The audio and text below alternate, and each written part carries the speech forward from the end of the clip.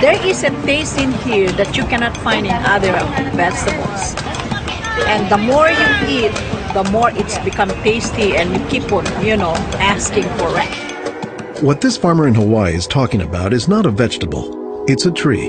And while Vicky Domingo says it has an unusual flavor, there's more to this tree than meets the taste buds. You keep on eating and eating and you can feel your body is more energetic, more healthy, and you can see the difference. You're not dropping, you keep on, just so active. Domingo says she has grown this tree on her farm for more than 25 years. She harvests moringa twice a week all year round.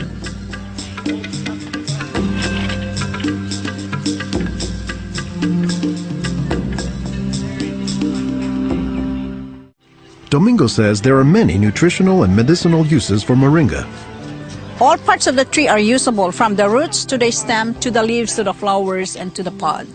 The roots, you can use that as a tea. And then the trunk, you can scrape it, squeeze it, get the juice, put in your cut skin, and your skin will heal. Dr. Will McClatchy is an ethnobotanist at the University of Hawaii. He studies the ways that humans interact with plants. Moringa is one of these trees that is a multi-purpose plant that fulfills such a high percentage of kind of basic needs that when people get used to using it, they really can't see what it's like to live without it. And many cultures don't. Today, moringa is used as a remedy and, in essence, a multivitamin in many of the world's warmest regions. Moringa is used widely in Africa and South Asia, and it's been introduced into South America and Central America, where it's also being used. So, this is not just a plant of a single community. This is a plant that really does do extraordinarily well in some of the most difficult areas, in areas that are very hot, areas that are very dry, areas where other things are very difficult to cultivate. I don't think they're actually the most attractive tree. They're more a tree that you look at and you sort of love the way you love a scruffy friend or a scruffy dog, because the branches sort of splay here and there, and they get burdened down with huge quantities of fruits on them. And that's actually what makes the tree so remarkable, is that it's such a generous tree. And that's because people have found multiple uses for so much of the tree, including its seeds. They're full of oil. You press the seeds, and then this wonderful aromatic oil comes oozing out, which you can use for cooking, you can use for cosmetics or lubrication or whatever. And the cake, the press cake, the stuff that's left over after pressing the seed, that is what's used for water purification. Water purification, Olson says, is especially useful in developing countries where clean water is hard to come by. But the benefits don't stop there. Some of the things I think are most exciting about moringa is, for example, the high vitamin content. There's a lot of vitamin A in the leaves. And worldwide, that's a problem. A lot of people have problems in development of their eyes because they don't have enough vitamin A.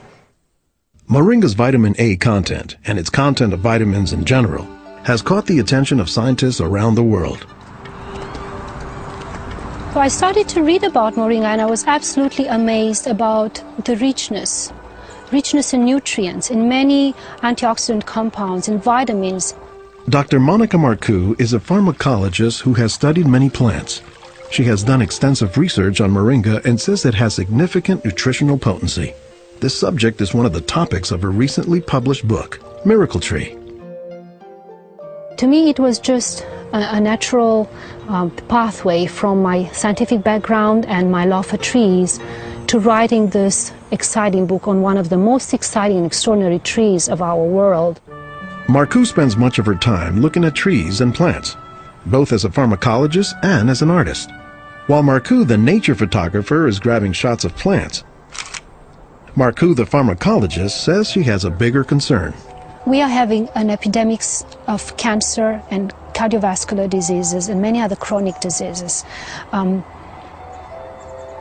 It's because we basically do not eat what we are supposed to eat.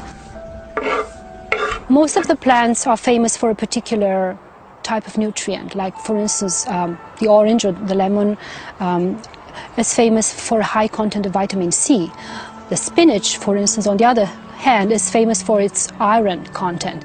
Moringa is very unusual because this single plant contains a wide variety of nutrients, but also in quite very high amounts. Marcoux says this concentration of nutrients combined with low calories and low sodium content makes moringa an ideal energy food or supplement that can help offset the typically unhealthy Western diet.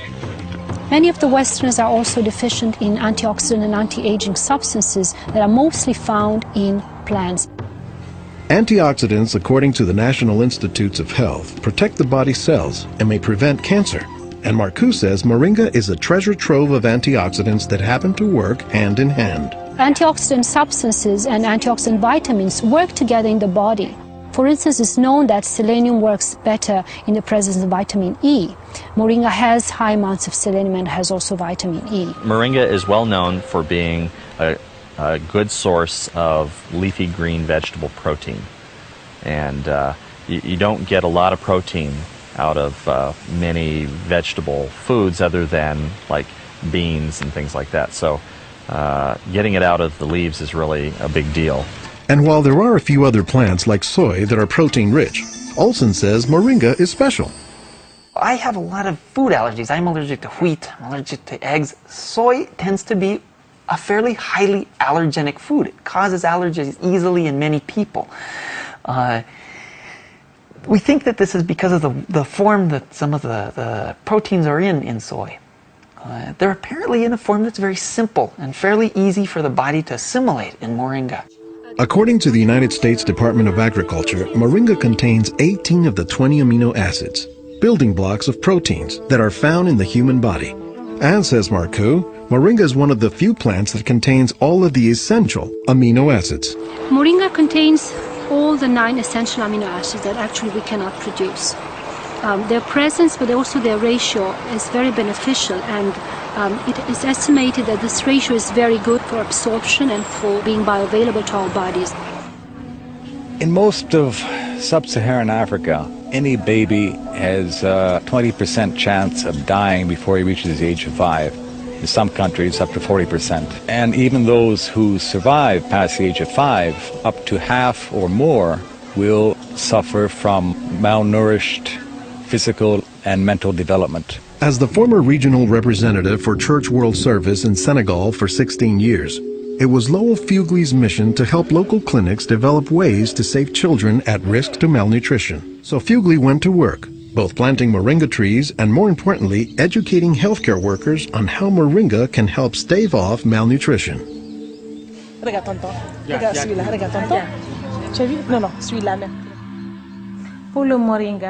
I was trained in 1998, and right away we saw the virtues of using moringa because of its very high nutritional value. So we began using it right away on an experimental basis. Healthcare workers learned to grow their own moringa trees, dry the leaves, and pound them into powder, maintaining all the nutrients. Nursing mothers were taught to add a spoonful of moringa to their food morning, day, and night to increase their milk production. They were also told to add moringa to all of their family's meals. As people changed their habits, Fugle says the results were clear, especially among children. They'll look happier, they'll have more energy, they'll smile. When they came to the clinic, limp, eyes drooping, no energy. And within 3 weeks, you see them bigger, healthier, and smiling. We observed that it was much, much more effective than the classic system we had been using, which was based on imported and costly products, such as milk powder, sugar, and vegetable oil. With moringa, people can go into town and find it themselves. Our diets are pretty bad, although they are improving.